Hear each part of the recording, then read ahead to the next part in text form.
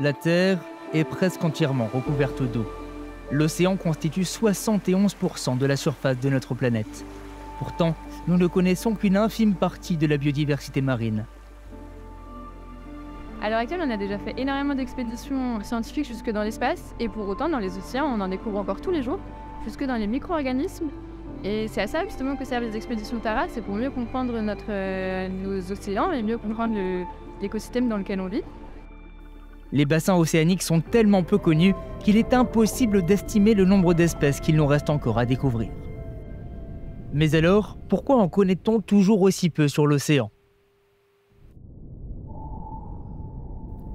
Les profondeurs mystérieuses de l'océan ont donné vie à des histoires qui ont fasciné et terrifié l'humanité pendant des siècles, à tel point qu'ils n'osèrent pas l'explorer pendant longtemps. Parmi ces légendes, la plus ancienne est sans doute l'Atlantide, une cité mythique engloutie sous les flots de l'océan qui a captivé l'imagination des hommes depuis l'Antiquité. Puis, le triangle des Bermudes, une région de l'océan Atlantique où de nombreux navires et avions auraient mystérieusement disparu, est devenu synonyme de phénomènes inexpliqués. Plus récemment encore, l'histoire du Titanic, le paquebot légendaire qui a sombré dans l'océan Atlantique, a marqué les esprits et inspiré de nombreux récits. De nos jours, il faut relever de nombreux défis techniques pour continuer de le découvrir. Car oui, l'océan est une zone très vaste à explorer.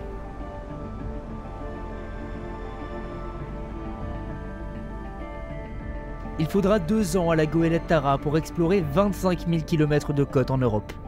Au-delà du continent européen, il y a des centaines de milliers de kilomètres carrés d'étendue d'eau, rien qu'en surface, auquel il faut ajouter la profondeur.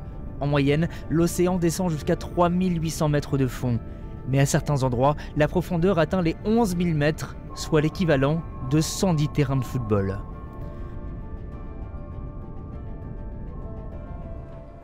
Pour en comprendre un peu plus sur ces mystères, la goélette Tara prélève des échantillons d'organismes infiniment petits aux 4 coins du globe depuis plus de 20 ans.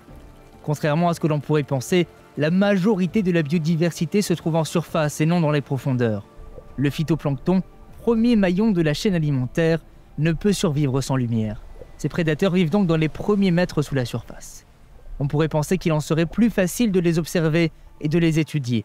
Mais les organismes les plus petits sont invisibles à l'œil nu. Pour étudier ces espèces secrètes, il faut des filets avec des mailles extrêmement petites. Un cheveu mesure en moyenne 70 micromètres. Les plus petits organismes analysés sur Tara mesurent 5 micromètres. On va essayer de comprendre comment les courants marins et la présence de particules dans l'eau interagissent avec la vie dans l'océan. À terme, l'objectif, c'est de vraiment essayer de mieux comprendre l'océan et en particulier cette partie côtière qui est très mal échantillonnée et qu'on connaît très peu. Donc peut-être qu'on découvrira des espèces, je ne sais pas, mais en tout cas on découvrira certainement des choses, c'est-à-dire comment la vie interagit avec son milieu et mieux comprendre l'océan qui est vraiment très peu connu. Ces filets, déployés aux 4 coins du globe et tractés à une vitesse extrêmement lente, permettent de récolter suffisamment de micro-organismes pour les analyser. Tara étudie les 1000 premiers mètres de la colonne d'eau à l'aide d'outils scientifiques de pointe.